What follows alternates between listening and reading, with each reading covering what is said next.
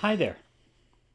This video is going to be a little different from my usual videos because what you are about to see are excerpts from a presentation that I did to our camera club over Zoom.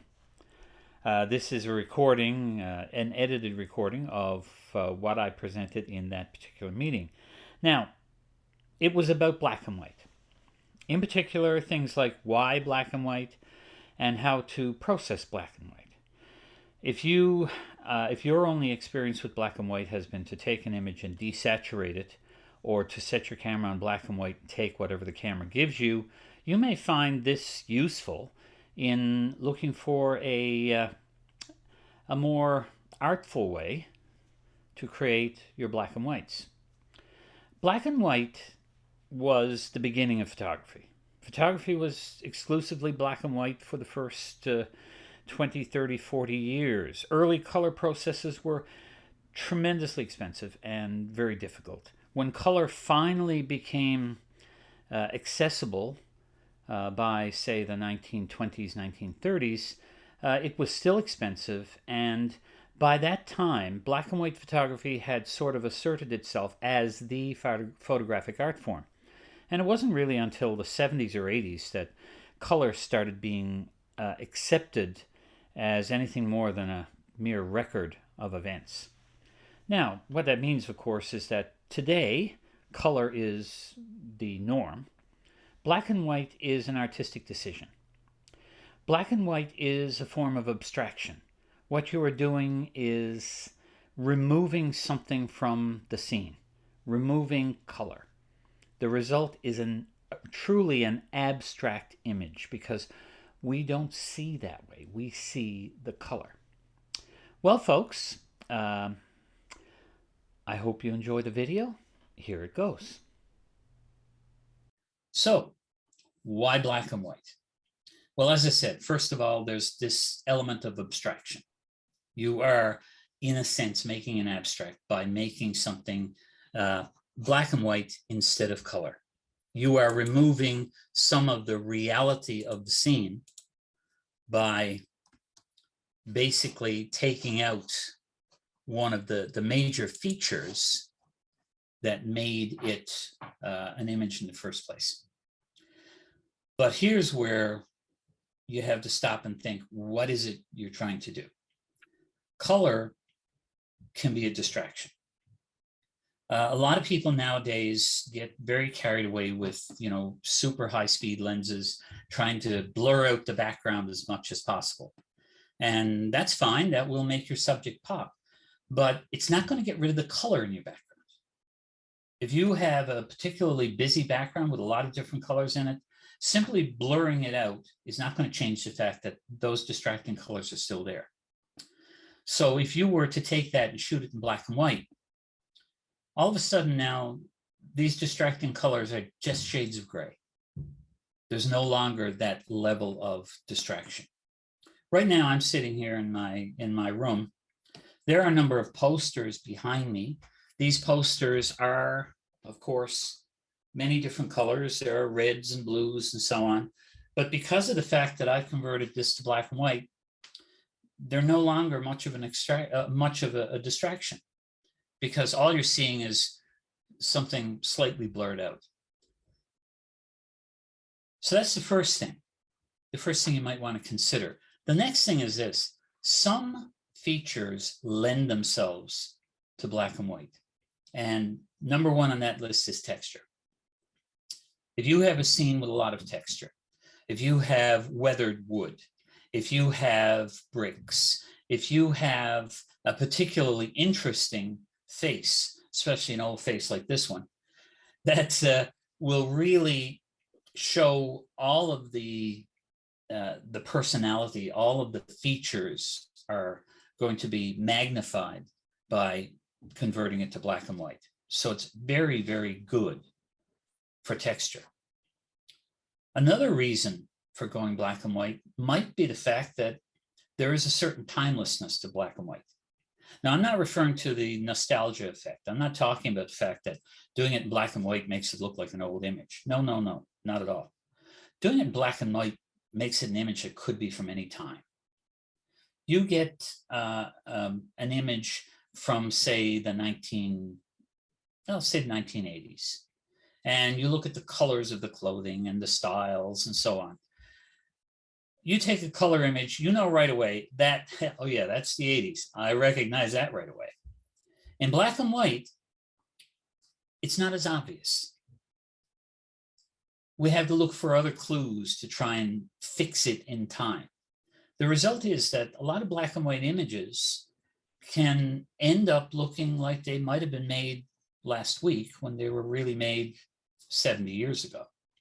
It all depends on exactly what is in that image. So that level of timelessness is also a help in producing, in giving a reason for black and white.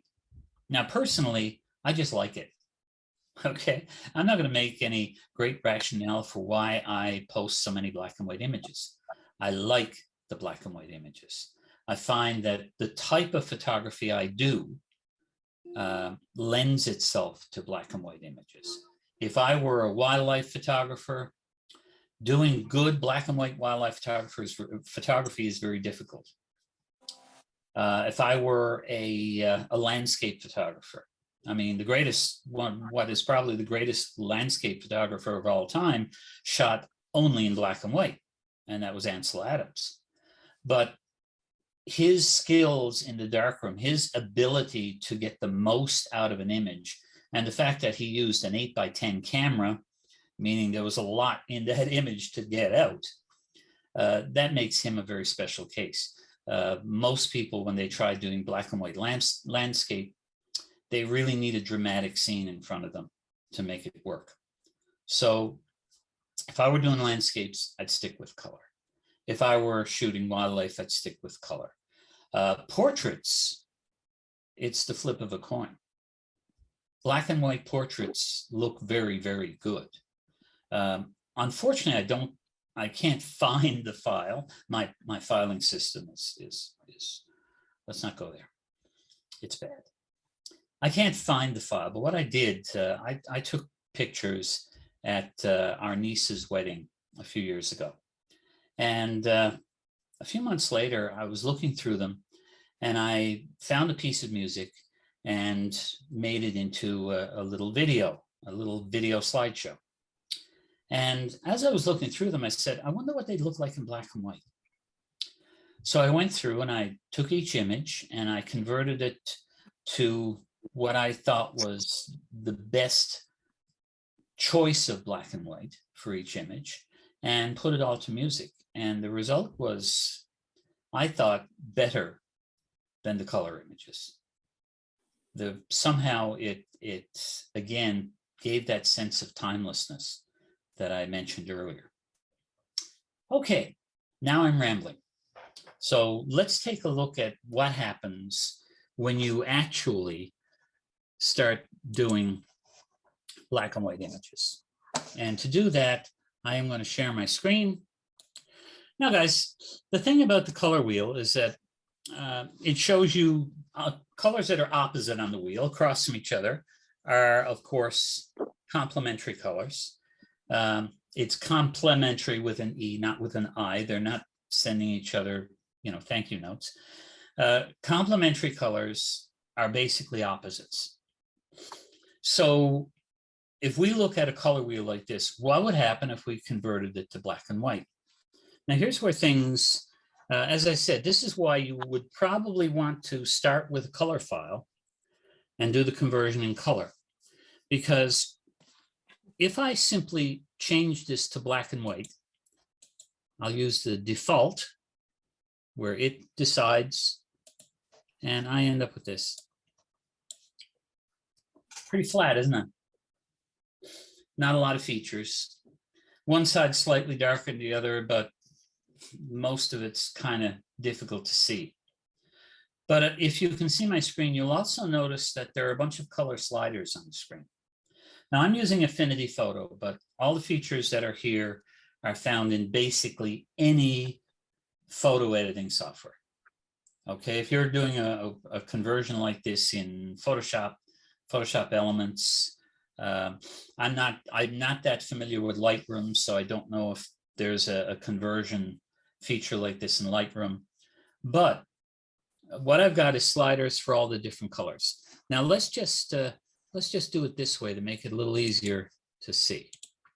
Now, this one is still in color. So we look at this and we'll look at the black and white version. Now look at where the colors are. At the top, we've got yellow. On the bottom, we've got the purplish colors. I would say that's probably violet, for lack of a better term. Next to it, you have shades of blue, green, yellow, orange to red, and then back to violet again. When I look at the black and white version of that, now let's go to that black and white conversion. Let's take a look at it and let's see what happens. Remember where red was? Well, see the one that's gone black? That's our red, because I just turned down the red. Notice as I turned down the red, the colors adjacent to it got darker as well. So I can change this by simply moving that slider. If I take the yellow slider, if I go up, notice now all the features near the top are gone. If I come down, I can make the yellow into black. These sliders allow me to basically tailor any color to have the features I want. Now, anybody who went on the Facebook page and noticed what I posted earlier, I had taken a picture of a red model car. I had done a neutral conversion, which is what you're looking at on the screen here right now with this. And what I did then was went through a series of just simple color filters. I wasn't even using something like this. I was just using Snapseed on my phone. Black and white photographers, film photographers in the past would use colored filters on their lens to get the effect they wanted.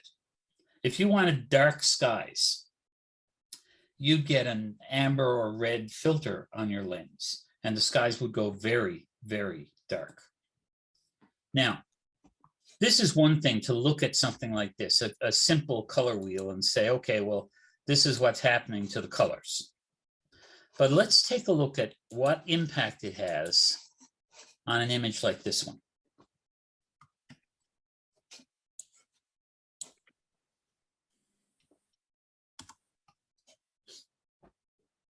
Now, if I convert this to black and white, same way I did the other one, click it, there's my basic black and white. Notice the sky doesn't have much in the way of features now, does it? If I know that the sky is, of course, it was a blue sky with some clouds. So let's grab a blue slider and let's go down.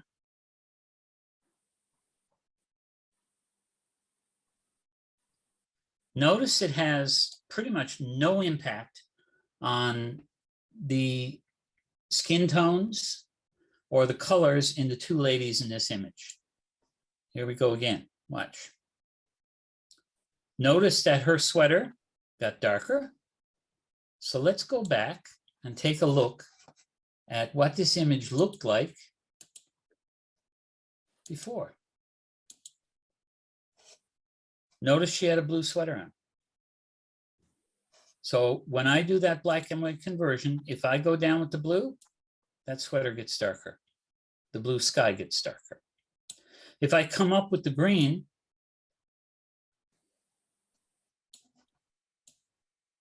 notice that the grass gets a little bit brighter. If I play with any of these colors, like for instance, basically skin tones usually contain a lot of red. If I slide the red right over, look what happens to the faces. So these sliders allow me to basically tune the image the way I want to. Now, just like every other set of sliders in every editing program, less is more. Don't get carried away, okay? I mean, I could go nuts with this and say, okay, well, I'm gonna take that blue all the way down. and it's dramatic looking. And in some cases, it may be the effect that you're looking for. But in this case, a little bit moodier than I'd really like. So if I back off just a little, I get something closer to what I want. Let's take a look at some faces from a little closer up. There we go.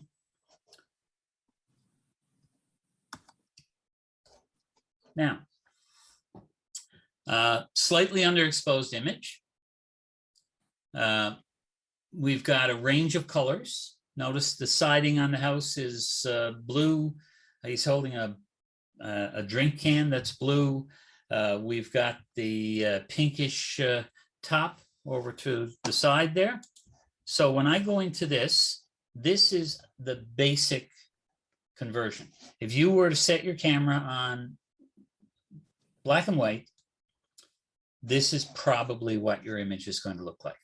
Now, like I said, this one's slightly underexposed, so it's a little darker maybe than it should be. Now, if I want to brighten the faces, bring the red up, see that? And notice that her top is also brightening because, of course, pink, meaning a lot of red. If I were to bring up the blues, look at the siding on the house. And if I take the cyan up as well, my house suddenly became a light color house. If I take, let me see, let's see what happens with the yellow. If I bring the yellow up, notice the hair colors, the skin colors, they're all affected by the yellows. Now, we can get into a whole lot of color theory and things like that, something that, to be perfectly honest, goes way over my head.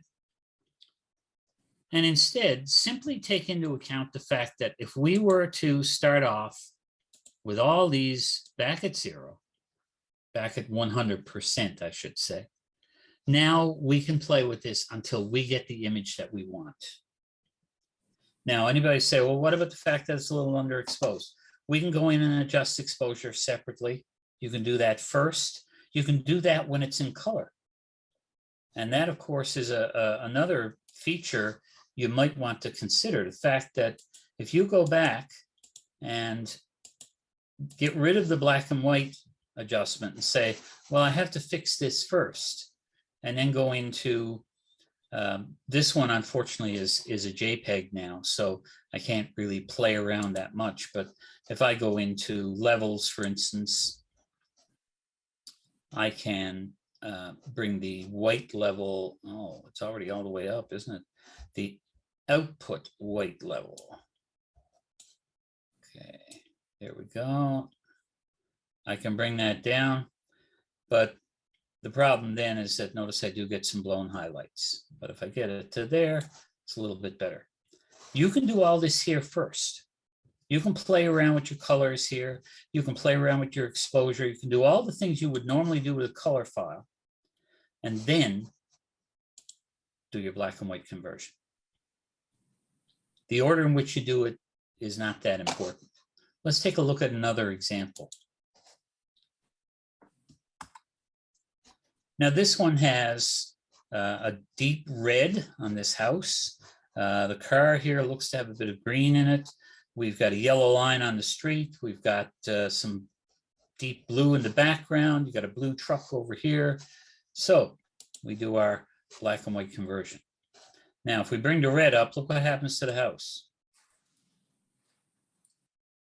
If you want that, you can do that. Now, I'm doing global changes. Everything I'm doing here is affecting the entire image. Those of you who are well-versed in Photoshop and so on, you know that you can use brush tools or layer masks to be able to basically tune different parts of the images in different ways. If I wanted to make that house much, much brighter, simply moving this slider means that now the people's skin tones are way too bright. But if I were using something like a brush that allows me to apply that to specific areas, then I can have things just the way I want them. Now I've played around with the red. Let's see what happens if we play around with the blue. Notice this building back here. We can make it very dark. We can make it very light. The whites aren't really affected much. There might be a slight hint of blue in the white, so we might get a little bit of a change when we slide it, but not a lot. The blue truck over here now becomes very dark or very bright.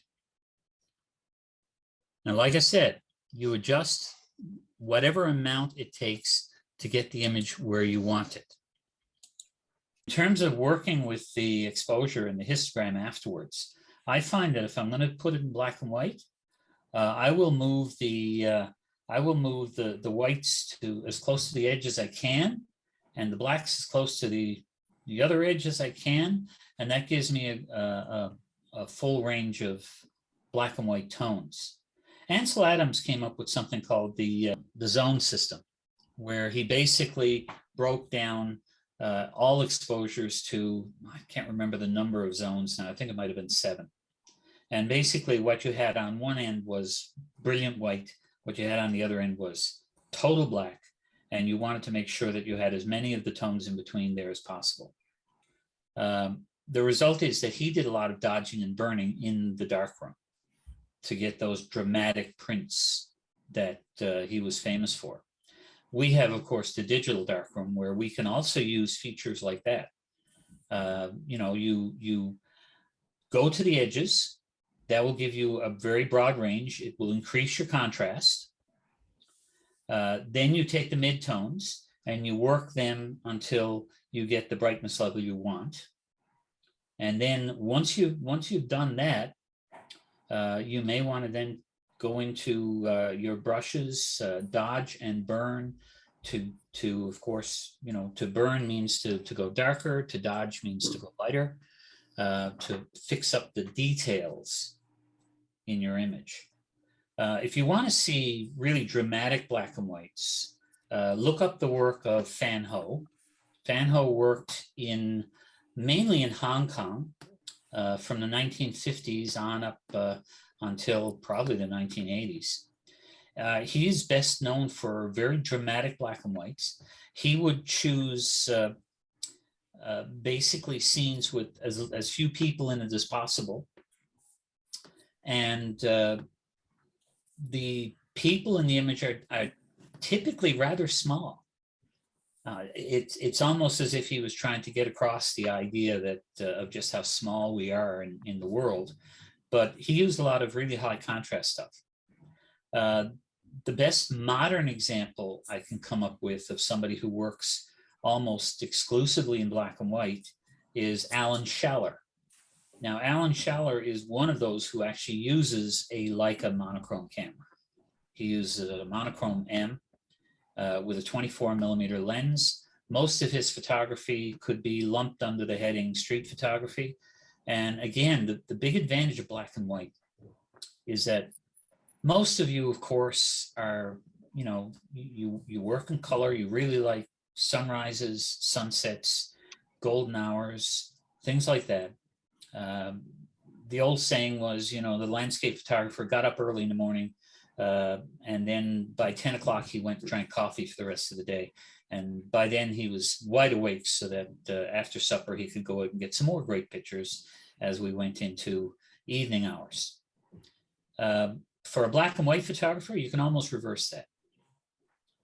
If you go to any downtown area, especially if there are some buildings that throw some real sharp shadows, and start shooting black and white, in a case like that, that bright sunlight is actually your friend, because then you work on getting exposures that will work best with high contrast. Well, even, I did this on purpose. I set my camera here to this camera right here to black and white. I have an overhead light, which supplies a little brightness so you can see my white head here. And then I have one light in front of me. And you notice the shadows on my face. If I were doing a portrait, I might want to make it even more dramatic by making the angle a little steeper. Something like this, maybe. Black and white, high contrast.